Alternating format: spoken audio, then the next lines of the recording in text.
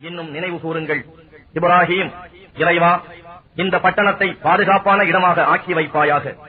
இதில் வசிப்போரில் யார் அல்லாஹ்வையும் இறுதி நாளையும் நம்புகிறார்களோ அவர்களுக்கு பல வகை கனிவகைகளையும் கொண்டு உணவளிப்பாயாக என்று கூறினார்.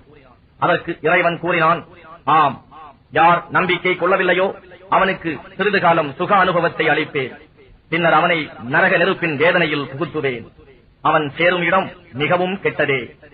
இப்ராஹிமும் இஸ்மாயிலும் இவ்வீட்டின் அடித்தளத்தை உயர்த்திய போது, எங்கள் ரப்பே, எங்களிடம் இருந்து இப்பணியை ஏற்றுக்கொள்வாயாக. நிச்சயமாக நீயே யாவற்றையும் கேட்பவனாகவும் அறிபவனாகவும் இருக்கின்றாய் என்று கூறினர். எங்கள் ரப்பே, எங்கள் இருவரையும் உன்னை முற்றிலும் வழிபடும் முஸ்லிம்களாக்குவாயாக. எங்கள் சந்ததியினரிடம் இருந்தும் உன்னை முற்றிலும் வழிபடும் ஒரு கூட்டத்தினரை முஸ்லிம்களாகவும் ஆக்கி வைப்பாயாக. நாங்கள் உன்னை வழிபடும் வழிகளையும் அறிவித்தருள்வாயாக. எங்களை கருணையுடன் நோக்கி எங்கள் பிழைகளை மன்னிப்பாயாக.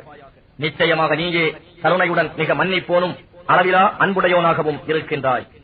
எங்கள் ரப்பே, அவர்களிடையே உன்னுடைய வசனங்களை ஓதி காண்பித்து அவர்களுக்கு வேதத்தையும் ஞானத்தையும் கற்றுக் கொடுத்து அவர்களை தூய்மைப்படுத்தக்கூடிய ஒரு தூதரை எழுந்திடச் செய்வாயாக. நிச்சயமாக நீயே வல்லமை மிக்கோனும் பெரும் ஞானமுடையோனாகவும் இருக்கின்றாய்.